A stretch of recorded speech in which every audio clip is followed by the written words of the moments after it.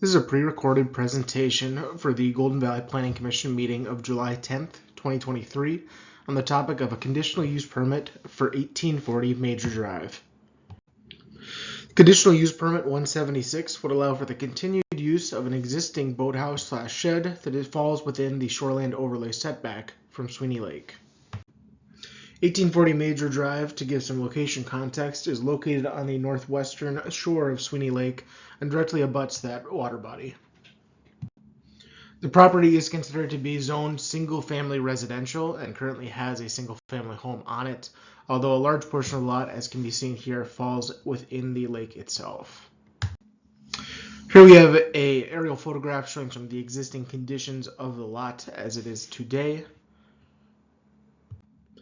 As mentioned, this is a single-family parcel that is roughly 27,988 square feet total. The home on it was built in 1967, which is prior to any state or city shoreland management requirements, hence why most of a portion of the building falls within the shoreland setback.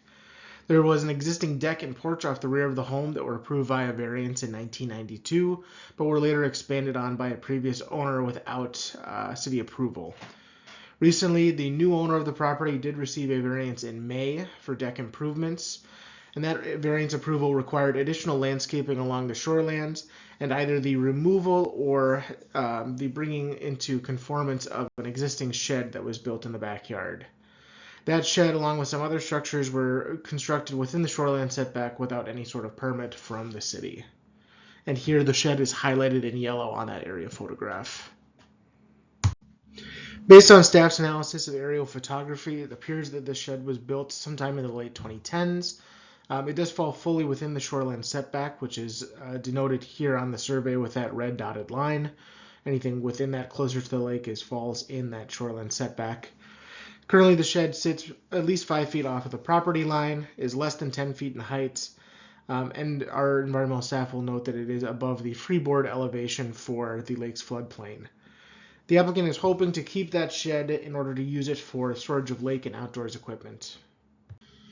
Here we have two photos provided by the applicant showing the existing condition of the deck today in its most recent form. As mentioned, the city typically has a structure setback of 75 feet from the ordinary high water level of, in this case, what is a recreational development water, Sweeney Lake. There are some exceptions to that structure setback requirement, including for boathouses and docks. Boathouses are allowed by a conditional use permit, provided that they are not allowed to be used for any sort of habitation and do not contain any sort of sanitary facilities, neither of which is the case for this particular structure. As mentioned, another condition of the deck variance was to do some landscape restoration work along the shoreland. For more detailed information on this, you can see the bid sheet that is included in the agenda packet. The plan is for the removal of turf and invasive weeds along the shoreland area with an herbicide that is safe for upland and aquatic use. These would then be replaced with native plant species, around 20 different shrubs, and then 2 trees on either corner of the property. The plan also calls for maintenance visits by the licensed ecologist through the winter of 2024 to ensure the plant species are surviving. I will note that environmental staff have reviewed the bid sheet and are supportive of the efforts to improve the shoreland ecology following both approvals.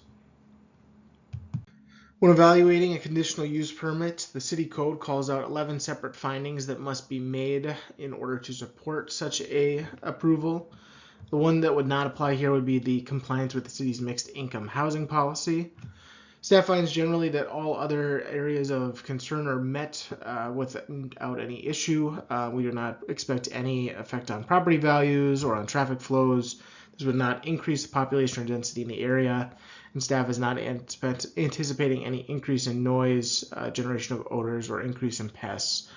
Staff will note that visual appearance here is being met in terms of improving that visual appearance from the shoreline with that added vegetated landscaping.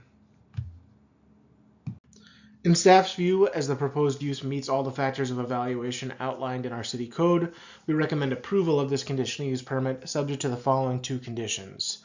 First, that the applicant shall follow through with the proposed shoreland restoration as described in the provided bid sheet. And secondly, that the shed should continue to be used solely for equipment storage.